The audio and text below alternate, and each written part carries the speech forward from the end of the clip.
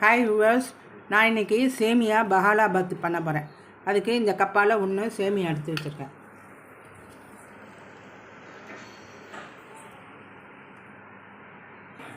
அந்த சேமியா முழுகிற அளவுக்கு தண்ணி வைக்கிறேன். 1 லிட்டர் தண்ணி வச்சுருக்கேன். இது இந்த சேமியாவுக்கு தேவையான உப்பு, ஒரு ட்ராப்பு ஆயிலும் விட்றேன். இதுக்கு வேகிறதுக்கு தேவையான உப்பு போடுறேன். ஒரு 2 முட்டை ஆயில் விடுறேன், 2 ஸ்பூன். ஒன்றோட ஒன்று ஒட்டாமல் வரும். மூடி வைக்கிறேன், சீக்கிரம் கொதி வரும்.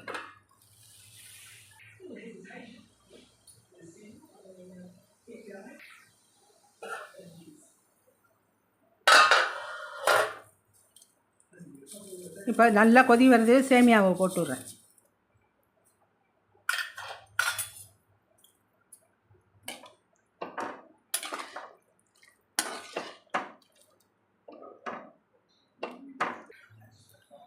இதை போட்டு மூடி வைக்கிறேன் ஒரு 5 நிமிஷம். அதுக்கப்புறம் எடுத்து அமுக்கி பார்ப்போம். வெந்துடுச்சுன்னா வடிகட்டிடலாம்.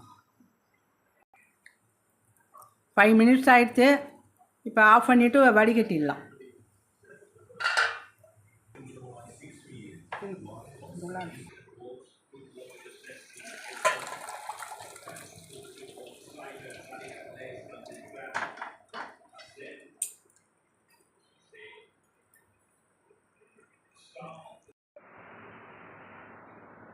இதுக்கு முந்திரி திராட்சை வறுக்கணும். அதுக்கு 4 ஸ்பூன் நெய் விடுறேன்.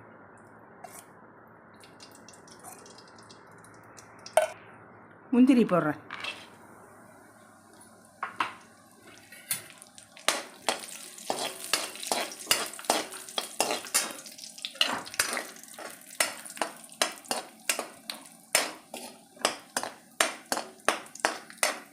திராட்சை போடுறேன் அதுலேயே.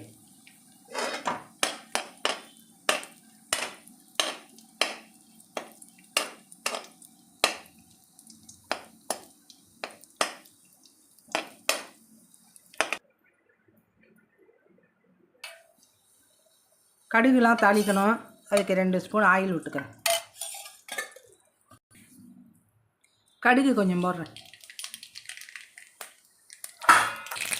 கடலைப்பருப்பு, உளுத்தம்பருப்பு ஒரு ஸ்பூன்,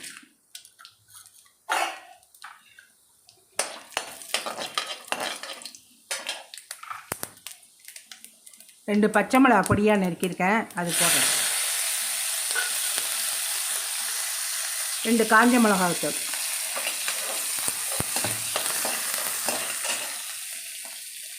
பெருங்காயம் கொஞ்சம், இஞ்சி பேஸ்ட்டு கொஞ்சம்,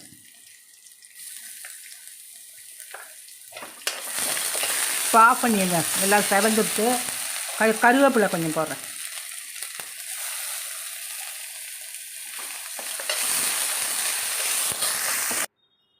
நான் 1/2 லிட்டர் தயிர் எடுத்துருங்க. தயிராக விடக்கூடாது, ஏடு ஏடாக இருக்கும். நல்லா கடைஞ்சிடணும்.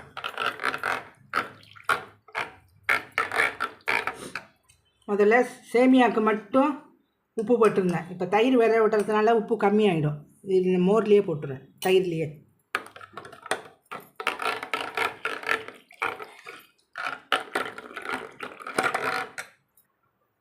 இப்போ வேக வச்சு வடிகட்டின சேமியாவை இதில் போடுறேன். இப்போ பாத்திரத்தில்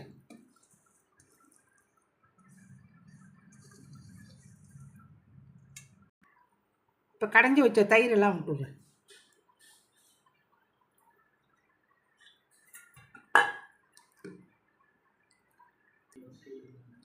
இப்போ தயிரை ஊற்றி நல்லா கலந்து வச்சுருக்கேன். இப்போ தாளிச்சதை போட்டுடலாம். கடுகு, கடலைப்பருப்பு, உளுத்தம் பருப்புலாம், முந்திரி திராட்சை வறுத்ததையும் போட்டுடுறேன்.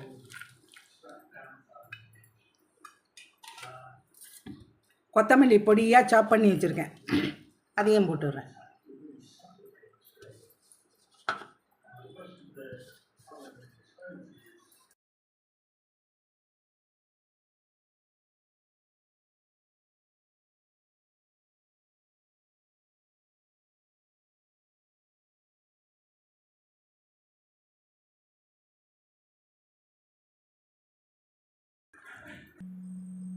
சேமியா பஹாலாபாத் ரெடி.